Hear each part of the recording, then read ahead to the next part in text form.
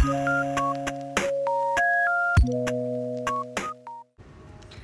teman-teman semua, kami dari kelompok 1 mata kuliah konsep dasar IPS. Kami dari kelas 1D Prodi PGSD Kampus Daerah Cibiru. Izinkan saya bersama teman-teman saya untuk memperkenalkan diri terlebih dahulu. Saya Azal Wulandari dengan NIM 2003392. Perkenalkan, nama saya Khairunisa dengan NIM 2000409. Saya Eka Paujiah Pratiwi dengan NIM 2003948. Saya Indah Cahaya Putri dengan NIM 2000297. Saya Naura Latifah Jayadi dengan NIM 2001099. Saya Rahmin Rusifa Yahya dengan NIM 2001594. Halo, saya Rani Fitriani dengan NIM 2001564. So, let's get started. Ilmu pengetahuan sosial adalah kajian terpadu dari ilmu-ilmu sosial yang difungsikan untuk mengembangkan potensi kewarganegaraan. Lainnya seseorang dalam lingkungan keluarga yang diikuti oleh hubungan, pergaulan, pemenuhan kebutuhan, dan lainnya yang dialami dalam kehidupan bermasyarakat telah membentuk pengetahuan sosial dalam diri seseorang. Sehingga pengalaman atau pengetahuan yang melekat pada diri seseorang bisa dirangkum sebagai pengetahuan sosial. Tujuan pembelajaran IPS adalah untuk mengembangkan kemampuan peserta didik dalam bentuk kemampuan berpikir, sikap, dan nilai untuk dirinya sebagai makhluk sosial dan budaya. Nah, sekarang kita masuk ke materi selanjutnya ya, yaitu tentang karakteristik IPS. Nah, berdasarkan ciri dan sifatnya, menurut Kosasih Jahiri, terdapat beberapa karakteristik IPS, yaitu sebagai berikut. Yang pertama, IPS menautkan teori ilmu dan teori fakta. Jadi, IPS tidak hanya berisi teori ilmu, melainkan berisi teori fakta juga yang ada di sekitar kita. Yang kedua, penelaahan dan pembahasan dalam pembelajaran IPS tidak hanya berisi satu disiplin ilmu, melainkan bersifat komprehensif. Maksud dari komprehensif? Nah, maksud dari komprehensif yaitu di dalam pembelajaran IPS menghubungkan beberapa disiplin ilmu. Kita ambil contoh kasus kemiskinan. Dalam kasus kemiskinan menggunakan disiplin ekonomi dan sosial. Bahkan ada juga yang menggunakan disiplin ilmu geografi. Nah, selanjutnya mengutamakan peran aktif siswa agar siswa mampu berpikir secara kreatif, rasional, dan analisis. Selanjutnya, program pembelajaran disusun dan dihubungkan dengan bahan-bahan dari disiplin ilmu sosial lainnya. Yang kelima, pembelajaran IPS diharapkan secara konsep dan kehidupan yang sangat labil. Maksud dari kehidupan yang sangat labil yaitu objek kajian IPS adalah sosial atau masyarakat. Nah, sudah pasti ilmu yang beredar itu terus berubah dan berkembang sesuai fakta yang ada di lapangan. Selanjutnya, IPS memperhatikan hal-hal, arti dan penghayatan hubungan antar manusia yang bersifat manusiawi. Selanjutnya, IPS tidak hanya mengutamakan pengetahuan, melainkan nilai dan juga keterampilan. Jadi, siswa tetap bisa aktif dan kreatif selama proses pembelajaran. Nah, selanjutnya, di dalam pengembangan program pembelajaran diharapkan terus menggunakan prinsip-prinsip karakteristik dan pendekatan-pendekatan yang menjadi ciri dari IPS itu sendiri. Nah, yang terakhir, IPS memperhatikan minat-minat siswa dan masalah-masalah kemasyarakatan yang ada di sekitar kita. Apa sih ilmu sosial itu? Nah, ilmu sosial adalah bidang-bidang keilmuan yang mempelajari manusia di masyarakat dan mempelajari manusia sebagai anggota masyarakat. Konsep dasar ilmu-ilmu sosial dapat dilihat dari objek material dan objek formalnya. Objek material dari ilmu sosial adalah manusia. khususnya tingkah laku manusia dalam kelompok. Objek formal dari sosial adalah tinjauan dari aspek mana dan dalam rangka kepentingan apa tingkah laku manusia tersebut dipelajari. Ilmu-ilmu sosial juga punya tujuan loh. Yang pertama, mengetahui, mendalami, serta menjelaskan berbagai gejala sosial. Yang kedua, meramal atau prediction, yaitu memprediksi berbagai gejala dan masalah sosial yang akan terjadi. Yang ketiga, mengontrol agar ramalan tentang berbagai gejala sosial menjadi kenyataan atau tidak, sehingga masalah sosial pun dapat dihindari. Sekarang kita masuk ke ruang lingkup dan cakupan konsep dasar IPS. Yang pertama, sistem sosial dan budaya. Di dalam aspek sosial dan budaya mencakup beberapa poin. Yang pertama, individu, keluarga, dan masyarakat. Kemudian sosiologi sebagai ilmu dan metode. Selanjutnya interaksi sosial, lalu sosialisasi, peranata sosial, struktur sosial, kebudayaan, dan perubahan sosial budaya. Jadi di dalam aspek pertama ini lebih membicarakan kepada interaksi sosial. Peranata sosial itu tuh norma-norma yang ada di sosial, seperti itu, hubungan dengan masyarakat, sosialisasi. Nah, next lanjut ke aspek kedua. Aspek kedua ini adalah manusia, tempat, dan lingkungannya. Dalam aspek kedua ini mencakup beberapa poin, yaitu sistem informasi geografis, interaksi gejala fisik dan sosial, struktur internal suatu tempat dan wilayah, interaksi keuangan, dan yang terakhir persepsi lingkungan dan kewajibannya. Nah, di aspek kedua ini lebih menyangkut pada keuangan, kewilayahan, fenomena-fenomena alam yang terjadi, dan hubungan antara manusia dan lingkungannya. Lanjut ke aspek ketiga, perilaku ekonomi dan kesejahteraan. Dalam aspek ketiga ini mencakup beberapa poin, yaitu berekonomi, ketergantungan, spesialisasi dan pembagian kerja, perkoperasian, dan yang terakhir pengelolaan keuangan perusahaan. Jadi di aspek ketiga ini membahas tentang perekonomian, perusahaan, kewirausahaan, dan yang berkaitan dengan kesejahteraan. Yang terakhir yaitu aspek keempat, waktu, keberlanjutan, dan perubahan. Hanya ada 2 poin di dalam aspek ini, yaitu dasar-dasar ilmu sejarah dan fakta peristiwa dan proses. Jadi dari keempat aspek ini bisa kita simpulkan ruang lingkup dan cakupan konsep dasar IPS itu membicarakan tentang sosial atau interaksi sosial atau interaksi atau persoalan-persoalan yang ada di masyarakat, kemudian ekonomi, kemudian hubungan antara manusia dan lingkungannya, lalu tentunya juga membahas tentang sejarah. Nah, di dalam ilmu pengetahuan sosial terdapat beberapa disiplin ilmu, di antaranya geografi, ekonomi, sosiologi, antropologi, politik dan pemerintahan, sejarah, dan yang terakhir psikologi. Geografi itu apa sih? Terus psikologi itu membahas tentang apa aja sih? Penasaran kan? Yuk! Oke teman-teman, sekarang kita masuk ke konsep yang pertama ya. Nah, konsep yang pertama ini ngebahas tentang geografi. Geografi itu secara harafiah dapat diartikan sebagai tulisan atau lukisan mengenai bumi. Penjelasan dari konsep geografi sendiri itu biasanya berkaitan dengan persebaran, hubungan, bentuk, fungsi, pola, bahkan penyebaran, bahkan proses terjadinya. Nah, konsep dari geografi sendiri itu teman-teman dibagi menjadi 10. Yang pertama ada lokasi. Nah, lokasi ini merupakan wilayah atau tempat di mana fenomena geografi ini terjadi. Lokasi dibagi menjadi 2 teman-teman. Ada lokasi absolut dan lokasi relatif. Lokasi absolut yaitu lokasi yang ditentukan berdasarkan garis lintang atau garis bujur.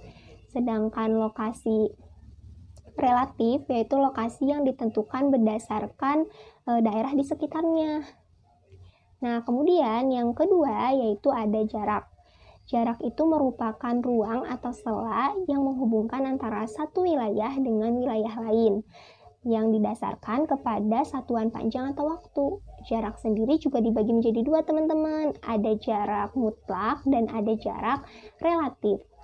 Jarak mutlak yaitu jarak yang ditentukan berdasarkan satuan panjang dan biasanya itu tidak dapat diubah atau bersifat mutlak. Sedangkan jarak relatif yaitu jarak yang ditentukan berdasarkan lamanya perjalanan atau waktu. Yang ketiga ada morfologi. Morfologi merupakan konsep yang menyatakan tentang struktur pola batu-batuan yang menyusun morfologi permukaan. Nah, yang keempat itu ada keterjangkauan, yaitu jarak yang dapat ditempuh secara maksimum dari satu wilayah ke wilayah lain. Yang kelima itu ada pola. Pola merupakan bentuk, struktur dari persebaran fenomena atau kejadian di permukaan bumi. Yang keenam itu ada aglomerasi. Aglomerasi itu merupakan suatu fenomena yang dapat dikelompokkan menjadi satu bentuk. Dan yang ketujuh itu ada nilai kegunaan, yaitu konsep yang berkaitan dengan nilai guna satu wilayah yang dapat dikembangkan menjadi satu potensi. Kemudian yang kedelapan itu ada interaksi.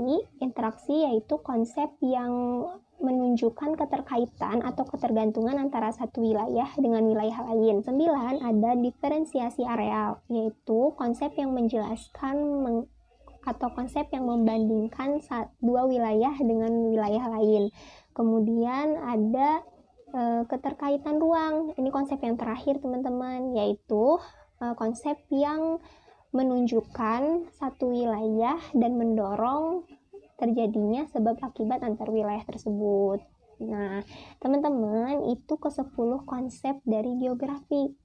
Nah, secara simpelnya, geografi itu merupakan konsep yang berkaitan dengan gejala di permukaan bumi, baik itu gejala alam, gejala lingkungan, maupun manusia yang meliputi sifat-sifat, persebaran, bahkan hubungan satu sama lain.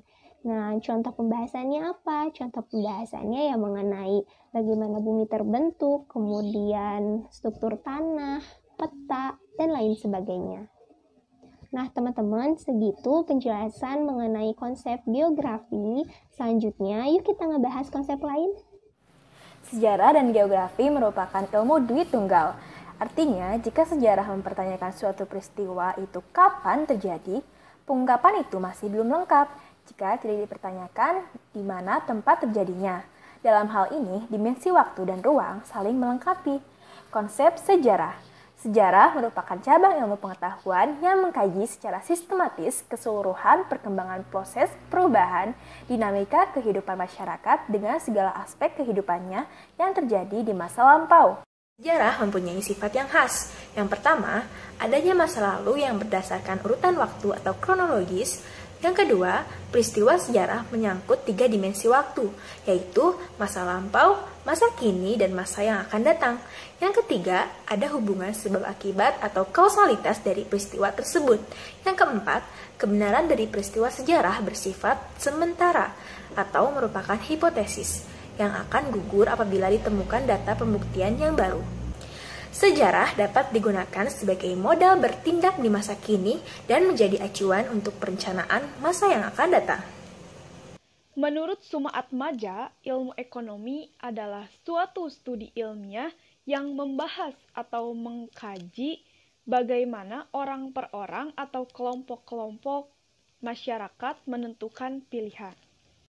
Nah, mungkin banyak sekali nih yang bertanya-tanya, kenapa sih ilmu ekonomi itu perlu dibahas? Atau kenapa sih ilmu ekonomi ini perlu kita pelajari gitu?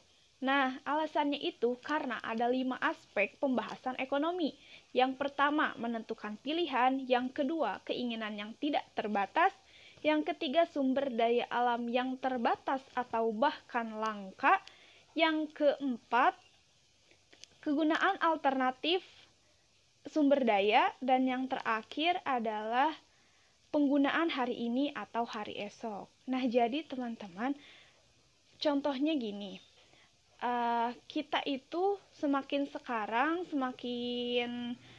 kesini mengikuti perilaku barat, di mana kita memiliki sifat atau sikap yang konsumtif atau boros.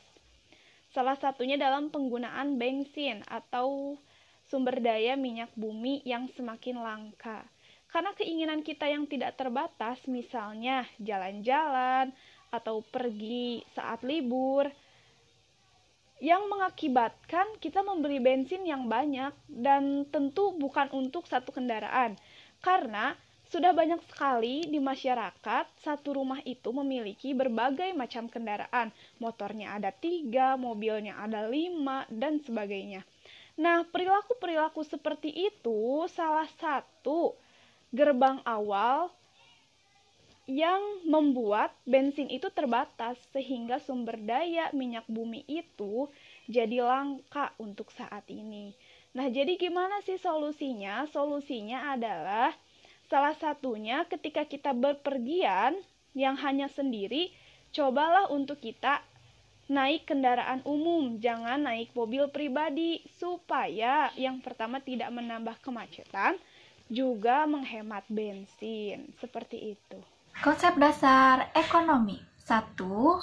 Keterbatasan sumber daya. Kelangkaan dapat terjadi jika sumber daya yang ada terbatas, sedangkan kebutuhan jumlahnya tidak terbatas. Kebutuhan manusia akan terus bertambah seiring dengan bertambahnya jumlah penduduk. Meskipun manusia berusaha memperbanyak alat atau barang untuk memenuhi kebutuhan hidup, tetapi sumber daya dan alat produksi yang ada terbatas jumlahnya. 2. Kelangkaan sumber daya alam. Penyebab kelangkaan sumber daya adalah 1. Sumber daya tersebut tidak dapat diperbaharui. 2. Produktivitas tidak lancar. 3. Perbedaan letak atau wilayah. 4. Rendahnya pendidikan. 5. Jumlah penduduk yang semakin besar. Nah, kita masuk ke konsep dasar sosiologi. Sosiologi atau ilmu masyarakat adalah ilmu yang mempelajari struktur sosial dan proses-proses sosial termasuk perubahan-perubahan sosial. Ada lagi pengertian sosiologi, yaitu studi ilmiah tentang fenomena yang timbul akibat hubungan kelompok-kelompok umat manusia. Nah, dari dua pengertian tadi, kita bisa nih narik kesimpulan, apa sih yang dibahas dalam sosiologi? Jadi, yang dibahas dalam sosiologi adalah tentang proses-proses sosial atau tentang permasalahan-permasalahan yang ada di masyarakat, seperti masalah kemiskinan, pengangguran, stratifikasi sosial atau kelas-kelas sosial, mobilitas penduduk, dan masih banyak lagi. Lalu, ada ciri-ciri utama dari sosiologi.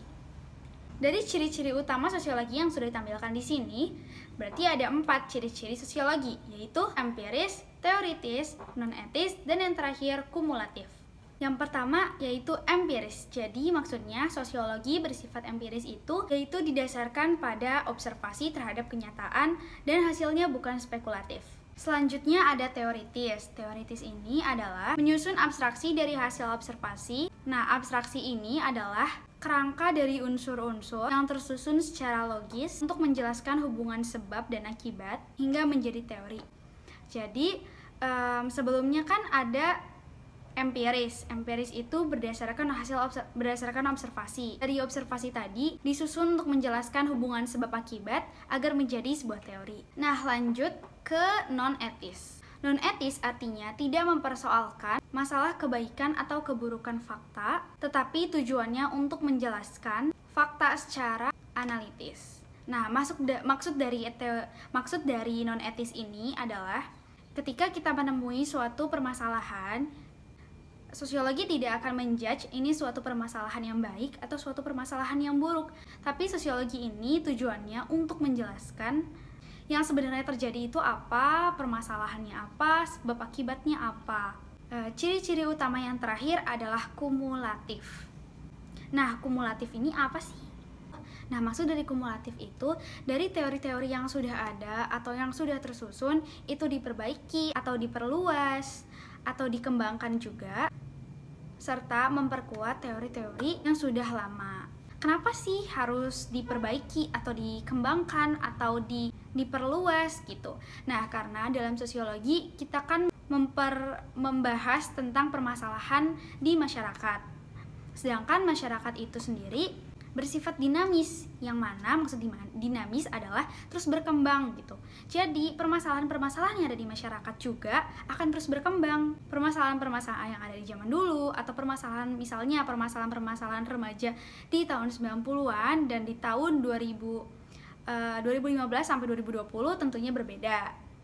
Oleh karena itu teori-teori sosiologi perlu juga diperluas atau diperkuat lagi untuk bisa mempermudah pembahasan yang sesuai dengan permasalahan-permasalahan yang ada di masyarakat saat ini. Konsep antropologi.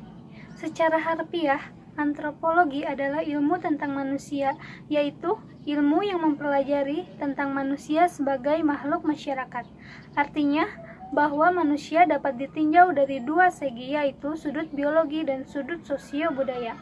Namun, dalam peninjauannya tidak melihat manusia sebagai makhluk biologis dan makhluk sosio-budaya secara terpisah-pisah, melainkan secara keseluruhan, yaitu sebagai satu kesatuan fenomena biososial. Antropologi, khususnya antropologi budaya, dikatakan sebagai pengganti ilmu budaya, merupakan studi tentang manusia ditinjau dari sejarah kebudayaannya.